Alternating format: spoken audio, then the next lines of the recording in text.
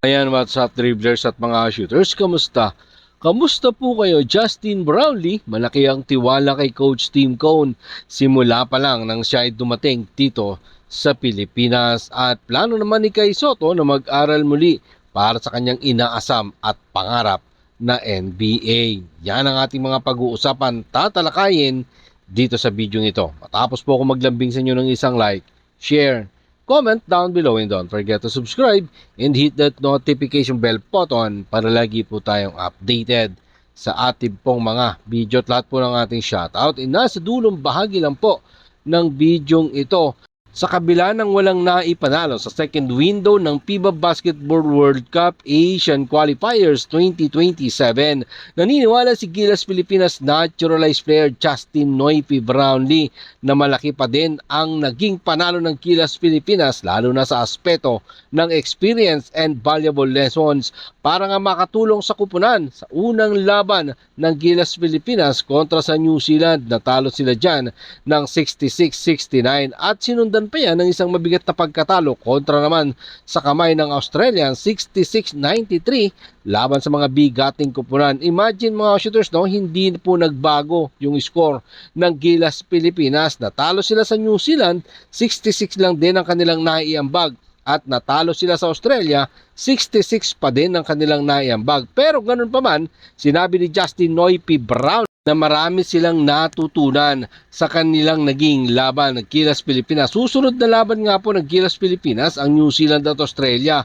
para sa ikatlong window ng FIBA Basketball World Cup 2027 Asian Qualifiers. Sinabi ni Justin Brownlee na mahirap ito pero isang magandang experience. Narito po mga sinabi ni Justin Brownlee sa ulat ni Jonas Danog ng Tie Breaker Time. Oo, mahirap. Pero sa tingin ko, ito ay isang magandang experience para sa mga guys.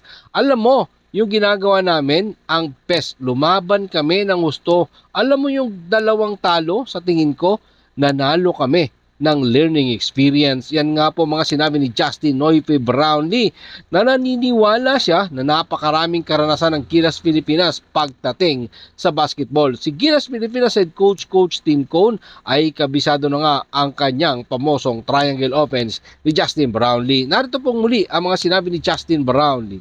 Sa ulat pa din po yan ni Jonas Danog ng Tie Breaker Time.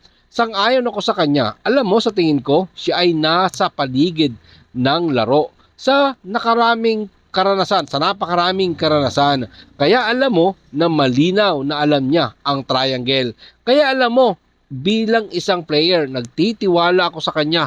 Mula nang dumating ako dito, nagtitiwala pa din ako sa kanya bilang isang coach. At alam mo, handa siyang anuman ang mangyayari. Yan nga po mga sinabi ni Justin Noypi Brownlee patungkol sa kanyang head coach sa Barangay Nebra San Miguel at sa Gilas Pilipinas. Ito't pag-usapan naman po natin ang mga plano ni Kai Soto. Plano nga ba ni Kai Soto na balikan ang kanyang hangarin na unang pure Filipino player na makalaro sa pinakasikat na liga sa mundo, ang NBA?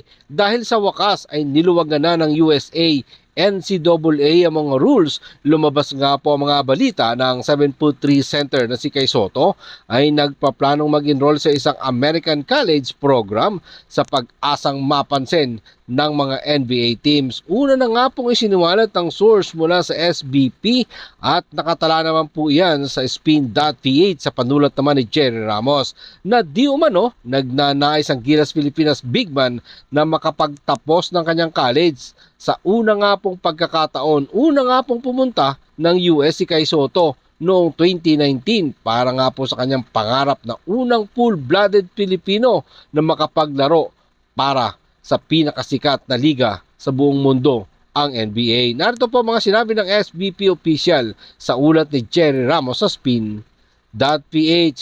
Siya ngayon ay naghahanap para sa NBA muli at siya ay naghahanap na mag-join sa college team. Gusto niyang mag-aral ulit. Bata pa naman siya. Ang pangarap niya ay pangarap din natin.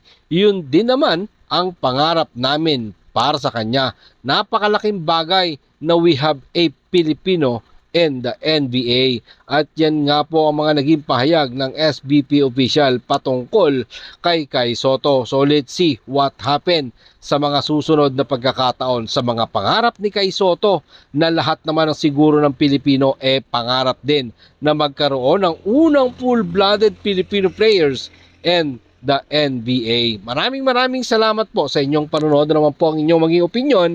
Diyan po natin yan pag-usapan sa comment section. Ingat and God bless everyone. Adjourn, pero katulad po ng ating nakagawian, bago po natin tapusin ang ating video, shoutout po kina